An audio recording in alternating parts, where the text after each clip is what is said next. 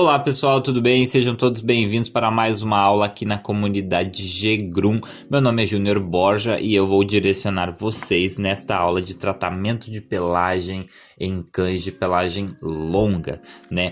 A gente vai utilizar uma modelo da raça Lhasa Apso, né? Então é importante enfatizar que o Lhasa, o Shih Tzu, o York, Maltês, todos eles possuem pelagem longa, só que cada um tem uma textura diferente, entendeu? São parecidas, mas existem algumas nuances que devem ser levadas em consideração, né? Por exemplo, a Suri é uma cachorra que tem pouco subpelo por dois fatores. Um, geneticamente ela tem menos, né?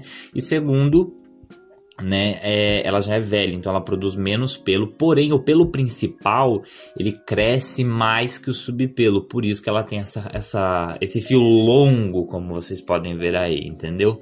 Então todos os animais podem ter pelo longo, né? Todos os cães de pelagem longa podem atingir uma quantidade de pelagem longa, todos eles podem, só que existem alguns fatores que influenciam, como por exemplo o cuidado, né? Quando o animal está com a pelagem muito embaraçada e você acaba escovando demais, tracionando demais, você acaba dificultando o crescimento e o desenvolvimento desse pelo. A alimentação também é um fator que influencia diretamente no crescimento da pelagem. Então é muito importante você enfatizar esses detalhes para os seus clientes, né? A Suri, ela nunca foi tosada. Ela já é uma cachorra que tem quase 10 anos de idade. Vocês podem ver que ela tem uma carinha de velha. Mas mesmo assim ela tem uma qualidade de pelo muito boa, que dá sempre um acabamento muito bom. E a gente faz banho nela com frequência, entendeu? Então ela tá sempre passando por hidratações, escovações. Então são essas coisas que fazem o pelo do animal ficar grande, de certa forma, né? E é importante lembrar que todas as raças de pelagem longa, como York, Shih Tzu, Maltês, são diferentes e têm um cuidado específico, né? E um desses cuidados é a manutenção literalmente diária, né? Então toda vez que o animal vem para banho, se você, por exemplo, puxa esse pelo da cabeça, né, que são esses elastiquinhos que são colocados, você acaba estragando o pelo, ele rompe e isso dificulta dificulte, né, para que você tenha uma quantidade significativa de pelo aí na região da cabeça. Os olhos também é uma região onde as pessoas ficam com muita dúvida. Corto, não corto, deixa crescer, não deixa. Eu acredito assim, a partir do momento que você deixa o pelo crescer, né, você não pode mais cortar ele nessa região dos olhos, tá? Mas isso é questão de gosto particular e tudo mais. Mas assim, de modo geral, para você ter uma manutenção bacana aí com o pelo, toda vez que você for retirar essa borrachinha da cabeça, você tem duas opções. A primeira delas é fazer assim com a tesoura, né? Você pegar a tesoura e tentar caçar a borrachinha e cortar, evitar sempre de puxar isso da cabeça do animal, né? E uma segunda opção é esse tira-laço, que é um tira-laço bem bacana que você utiliza para retirar. Ele vem com essa lâmina, né, na parte interna dele, então ele é um pouco mais prático de ser usado, digamos assim. É um equipamento barato, você pode utilizar e de muita forma. Tem gente que gosta de usar como desembolador, por incrível que pareça, mas eu uso ele somente para isso. Então vejam como é mais prático. Você só pega, enfia por baixo e puxa e solta, entendeu? Então para quem faz muito penteado, né, que faz muito penteado na cabeça do animal, é importante fazer isso, tá bom? Porque se você tem esse cuidado, você evita que o pelo rebente, entendeu? E às vezes esses são alguns cuidadinhos que você tem que ter. Outro cuidado muito importante que vocês devem ter é com essa cera desse desembolador e da Reiki. São dois equipamentos muito perigosos, que primeiro que podem cortar, machucar o animal. Inclusive já aconteceu muito acidente com o desembolador. E a Reiki, que é um equipamento para você fazer remoção de subpelo, né? E aí a gente entra em um dilema ético e perfil de profissional que é muito complicado, mas eu vou deixar aqui para vocês a minha opinião em relação à remoção de subpelo em cães de pelagem longa. É algo que eu não gosto, não recomendo. Acredito eu que isso prejudica em demasia o crescimento da pelagem, porque você acaba arrebentando o pelo, né? Você consequentemente vai retirar subpelo e isso vai provocar aquele efeito do pelo não embaraçar mais, porque se não tem subpelo, consequentemente o pelo embaraça menos, entendeu? Então é uma coisa assim que eu não recomendo. Tem muita gente que utiliza em Shih Tzu.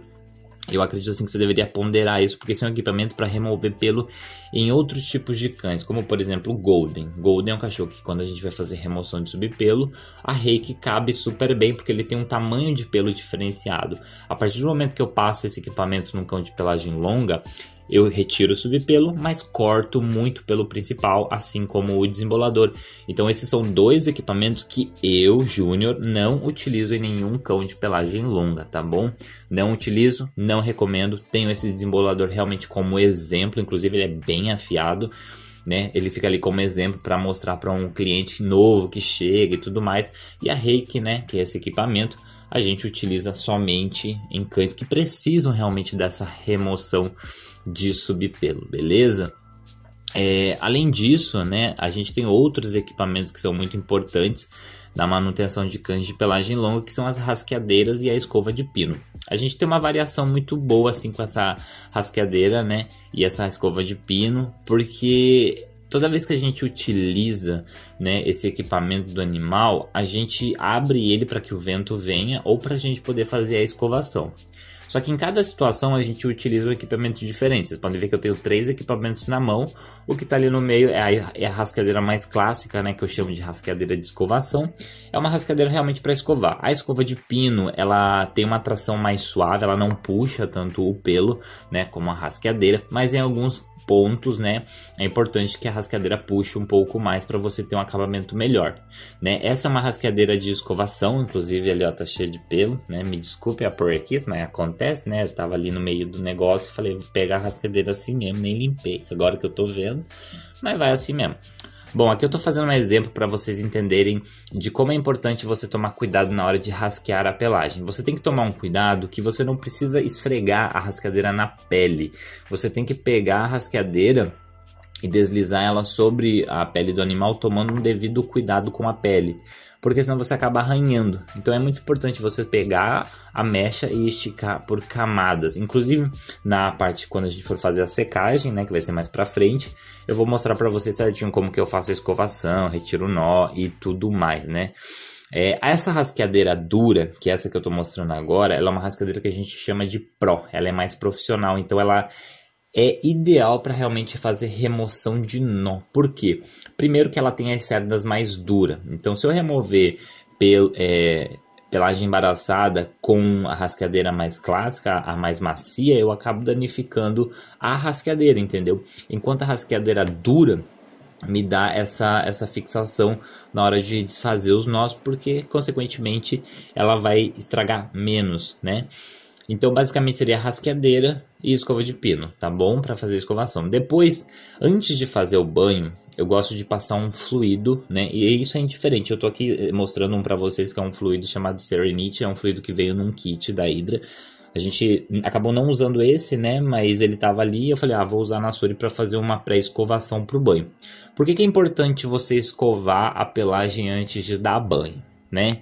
Porque que acontece? Boa parte da galera tem um costume de catar o cachorro logo quando ele chega e já jogar ele na banheira e tacar-lhe água no cachorro e já esfregar o cachorro como se estivesse lavando uma louça, lavando um tênis, entendeu? Então isso não é tratamento, não é preparação, não é um banho, é uma lavagem de cachorro, né? Literalmente, né? Você só joga e lava, você não se preocupa com o produto que você usa, a parte que antecede o banho, você não se preocupa com o fio, como é que ele vai crescer e como é que ele vai ser finalizado.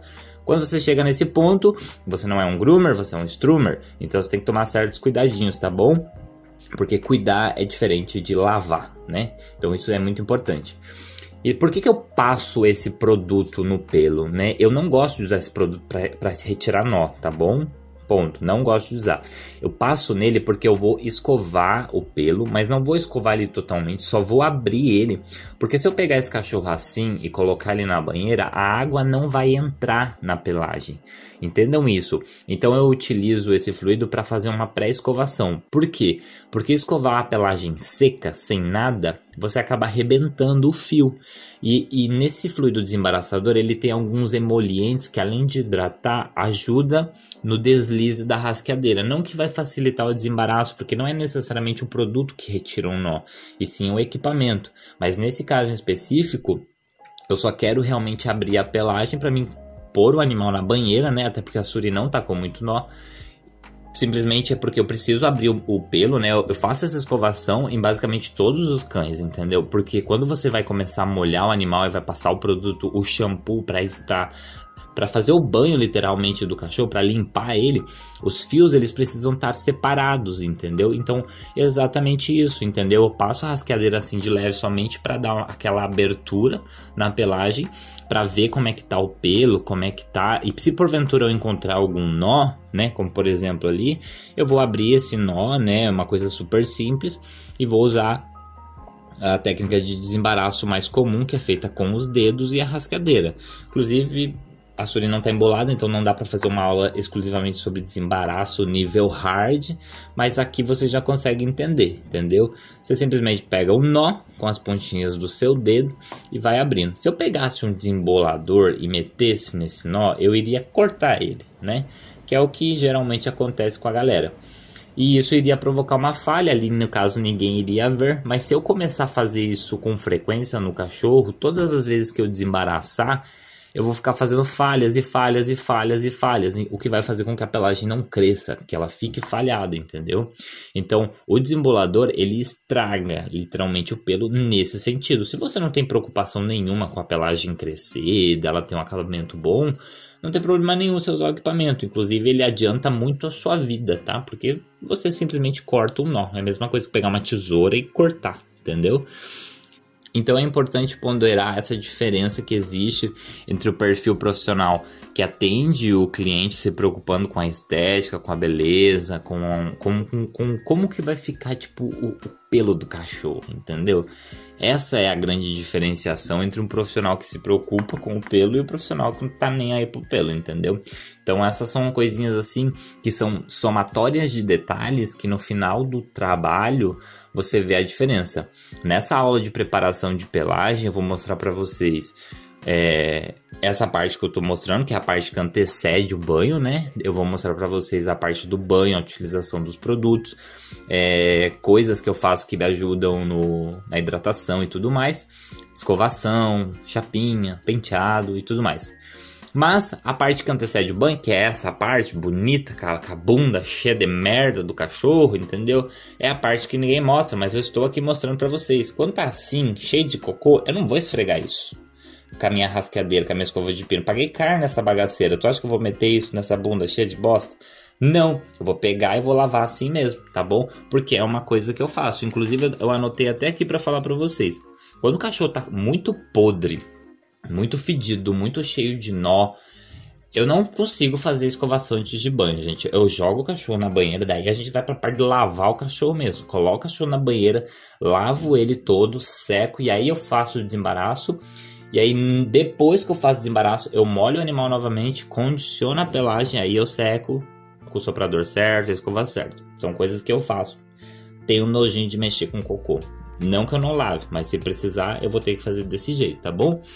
Agora a gente tem um outro ponto que é muito importante, principalmente o animal quando ele é velho ou quando ele tem algum problema nos olhos, né? A parte de oftalmologia, ela é muito importante, é uma parte que você tem que tomar muito cuidado. Olhos é uma das partes que tem mais recorrência de acidente.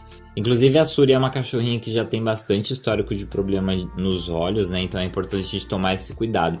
Então eu estou utilizando um colírio lubrificante, que é um colírio que vai me ajudar na proteção dos olhos, porque querendo ou não, eu vou fazer fricção nesse olho, eu vou utilizar shampoo, eu vou utilizar secador. E como ela já é uma cachorra velha que produz pouca lubrificação natural nos olhos, eu preciso ajudar ela nesse sentido. Então é importante tomar esse cuidado, porque você vai esfregar essa região do olho, tá sujo, tá cheio de ramela, vai ter que lavar isso aí, entendeu? E se eu não limpar bem, vai ficar fedido, mas eu também não posso ficar esfregando e correr o risco de irritar. Então eu já garanto a minha proteção utilizando sempre um colírio lubrificante. Inclusive você pode usar um produto chamado Epitegel, que tem disponível na farmácia. Enfim, existem várias formas de se cuidar de um animal e eu quero ensinar vocês a fazerem isso, tá bom? Essa aqui foi apenas a introdução da nossa aula, tá bom? E a gente se vê na próxima aula, que vai ter continuação dessa aqui, tá bom? Um beijo! Sejam todos muito felizes e até a próxima aula.